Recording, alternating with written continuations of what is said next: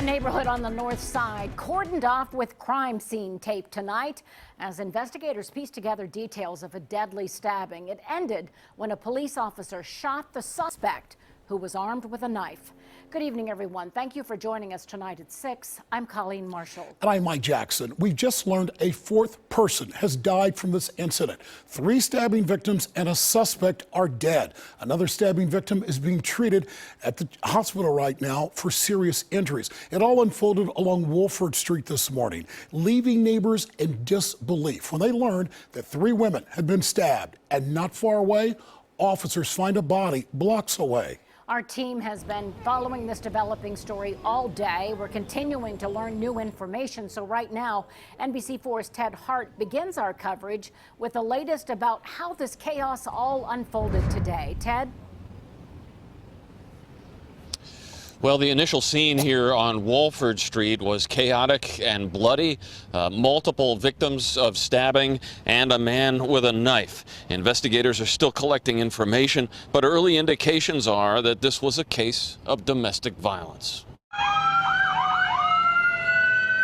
Medics rushed 4 people to the hospital, 3 female stabbing victims and a male suspect shot by police. It was a large crime scene that grew even bigger as the day wore on. Arriving officers found one of the female victims collapsed on the pavement, another in the grass, and a third inside apartment A1. The officers confronted the suspect, who was armed with a knife. I'm just telling the man to put the knife down, and next thing you know, he got shot. After the suspect was shot, he was still kind of resisting a little bit, and so the taser was deployed, but obviously he succumbed to his gunshot. Residents here are mostly immigrants from Eritrea. Translators were on hand to assist police. 2 infant children were found inside the apartment unharmed. Several women here say that there had been recurring problems of domestic violence at that apartment. In fact, police officers had just been there Saturday afternoon. It's not only today they have a problem, like yesterday they have problems, so the man stabbed his daughter. No, they might be having problems, long time. Now detectives, social services, and the police critical incident response team have to document and sort it all out. And the family that was relocated to the apartment here at this complex by the local chapter of CARE Columbus consisted of a woman and 4 children. Now, police have not yet released the identities of the victims or the suspect or their relationships to one another. But with more on the second crime scene where that other stabbing victim was located, we go now to NBC4's Sean Lanier. Sean?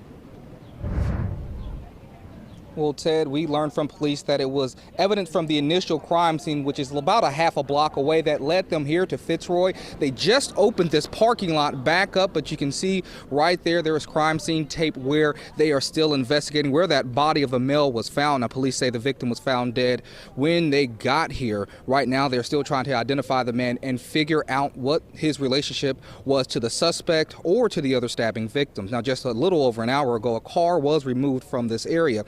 We are not sure if that had anything to do with this investigation. Now, while police are still canvassing the scene and the area to make sure there are no other victims, they do believe that this was an isolated incident. I spoke with one neighbor who says seeing all of this scared her.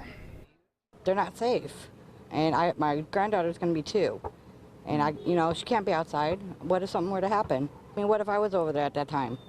What would have happened to me or my kids or my granddaughter? And again, police say this is nothing that the community should be concerned with. They do believe that this is an isolated incident. Local for you in Columbus, Sean Lanier, NBC4. Thank you, Sean.